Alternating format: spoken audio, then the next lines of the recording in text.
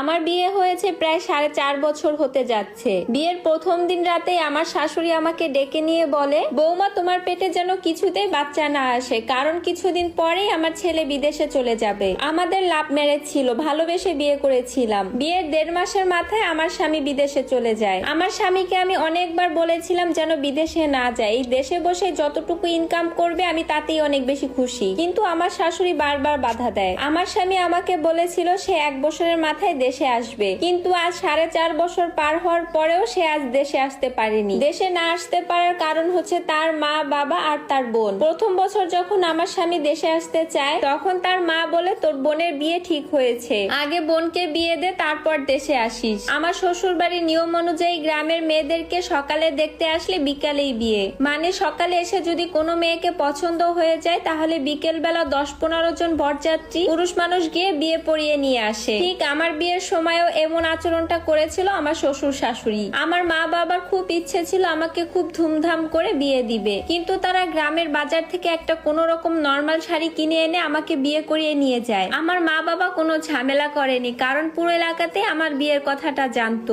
একবার যদি আমার বিয়েটা ভেঙে যায় তাহলে পুরো এলাকায় রটিয়ে পড়বে মেয়েটা খারাপ। কিন্তু আমার শ্বশুর শাশুড়ি আসল রূপ দেখতে পাই আমার ননদের বিয়ের বেলায়। তারা এখন সব চিনে, ওয়েডিং ফটোগ্রাফার, ঢাকা থেকে সমস্ত শপিং, মেহেদি আর্টিস্ট এবং টুকিটাকি সবকিছু। প্রায় 10 লাখ টাকা খরচ করিয়েছে আমার স্বামীকে দিয়ে যেন সে দেশে আসতে না পারে। তার বোনের বিয়ে সে খরচ করবে স্বাভাবিক, কিন্তু একেবারে 10 লাখ টাকা দিয়ে বিয়ে করানোর কোনো প্রশ্নই আসে না। যেখানে আমাকে একটা নর্মাল শাড়ি দিয়ে বিয়ে করিয়ে নিয়ে এসেছে, সেখানে এখন তার মেয়ের বেলায় 10 লাখ টাকা দিয়ে বিয়ে করাচ্ছে। যাই হোক, বিয়ের ঘটনা নয় বাতি দে। এরপর 2 বছর পর আমার স্বামী আবার দেশে আসতে চায়। তখন আমার শ্বশুর শাশুড়ি আমার স্বামীকে অনেক তালবাহানা করে আর দেশে আসতে দেয়নি, কারণ আমার ননদের বাচ্চা হবে, তাদের বাসায় বড় করে অনুষ্ঠান করবে, আকিকা করবে। এই বলে আমার শ্বশুর শাশুড়ি আমার স্বামীর কাছ থেকে প্রায় 1 লক্ষ টাকা নেয়। আমি আমার স্বামীকে অনেকভাবেই বুঝিয়েছিলাম সংসারে অবশ্যই খরচ করবা, কিন্তু একটু হিসাব করে, কিন্তু সে কখনোই আমার কথা শুনেনি। যখনই তার বাবা মা টাকা চাইতো একদম হিসাব না করেই টাকা পাঠিয়ে দিত। তবে আমার স্বামী আমার বেলায় ছিল উদাসীন। যদি কখনো বলতাম আমাদেরও তো একটা ভবিষ্যৎ আছে, আমাদের ভবিষ্যতের কথা চিন্তা করেও কিছু টাকা সেভিংস করো, সে কখনোই টাকা জমায়নি। এবং মাস শেষে আমাকে যে কিছু টাকা দিত সেই টাকা থেকে আমি কিছু টাকা জমিয়ে একটা ডিপিএস করি। এভাবেই আমি কয়েক টাকা জমাই। এই তো কিছুদিন আগে কোরবানির ঈদ গেছে,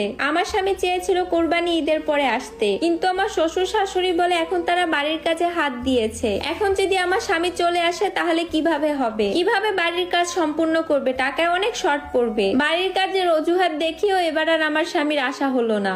এই তো কিছুদিন আগে আমার শাশুড়ি তার রুমে আমাকে ডেকে নিয়ে বলে, বৌমা তুমি এখন থেকে আমার ছেলের সাথে কম কথা বলবে। যখনই আমি আমার ছেলের সাথে কথা বলি তখনই সে দেশে আসতে চায়। কেন, তুমি রাতে কি বুঝাও তাকে? আমরা কি তোমাকে কোনো অশান্তিতে রাখি? আমার শাশুড়ি তখন আমাকে বলে, আমার শ্বশুর নাকি অনেক বছর বিদেশে ছিল, তাহলে সে এত বছর কিভাবে থেকেছে? কিন্তু এইটা ঠিক, আমার শ্বশুর দীর্ঘকাল প্রবাসে ছিল, কিন্তু উনি বিয়ের 8 বছর পর বিদেশে গিয়েছিলেন, আবারও 3 বছর পর দেশে চলে আসেন। এরপর দেশে 4 বছর থেকে আবার অন্য দেশে চলে গিয়েছিলেন, কিন্তু তার সাথে আমাকে মিলাচ্ছে। আমিও তার কথাগুলো চুপ করেই শুনতেছিলাম, তাকে আমি কিছুই বলিনি। কিন্তু আমার ভুল ভাঙে 5 দিন আগে। আমার ননদের হাজবেন্ডের সিলেটে পোস্টিং হয়েছে, তাই উনি অন্য জেলাতে যাচ্ছে। উনি বলেছেন সব গুছিয়ে রাখতে, কয়েক মাস পর আমার ননদকে নিয়ে যাবে। কিন্তু আমার ননদ কোনো মতেই তার স্বামীকে যেতে দিবে না যতক্ষণ না তার সাথে তাকে নিয়ে না যায়। 5 দিন আগে আমাদের বাসায় সালিশ বসেছে, সেখানে 2 পরিবারের লোকই উপস্থিত ছিল। এর মাঝে আমার শাশুড়ি চেঁচিয়ে বলে উঠে, জোয়ান মেয়ে জামাই ছাড়া কিভাবে থাকবে? যদি জামাই সাথে করে নিয়ে না যায় তাহলে তাদের মেয়ে যেন তাদেরকে ফেরত দেয়। বিচার শেষ করে আবারও আমার শাশুড়ি আমার স্বামীকে ফোন দেয়। ফোন দিয়েই বলে, বাবা 50,000 টাকা লাগবে, তোর বোন তার জামাইয়ের সাথে সিলেটে শিফটিং হবে, ওদের নতুন বাসা সাজাতে কিছু টাকার প্রয়োজন। তবে এবার দেখলাম আমার স্বামী তার মায়ের সাথে অনেক রাগারাগি করছে, মানে টাকা পাঠাতে চাচ্ছিল না। তোমার মেয়ের সংসার তোমার মেয়ে সাজাবে, আমি কোনো কষ্ট করে টাকা পাঠাবো? তারপর আর যাই হোক, অনেক জোরাজোরির পর হয়তো 20 থেকে 25,000 টাকা পাঠিয়েছিল, কারণ এই ব্যাপার নিয়ে আমি আমার স্বামীর সাথে কোনো প্রকার কোনো কথা বলতাম না। এসব পরিস্থিতি দেখে আমি যা বুঝলাম আমার স্বামী আগামী আরো 5 বছর দেশে আসতে পারবে না। এরপর আমার স্বামীর সাথে আমার কোনো কথাও হয় না, মনটা অনেক বেশ খারাপ ছিল। গতকাল সন্ধ্যায় সে আমাকে অনেকবার ফোন দেয়, ফোন রিসিভ করতেই সে হাউমাউ করে কান্না করে দেয়। আসলে পুরুষ মানুষ তো প্রবাসে থাকে, সহজে কান্না করতে চায় না। তারপরও আমাকে বলল, এতগুলো বছর আমি প্রবাসে আছি, আমার পরিবার কখনোই আমাকে বলল না বাবা একবারের জন্য হলেও তুই দেশে আয়। আমার বোনের বিয়ে হলো, কতগুলো ঈদ ঈদ গেল, আমার বোনের বাচ্চাও হলো,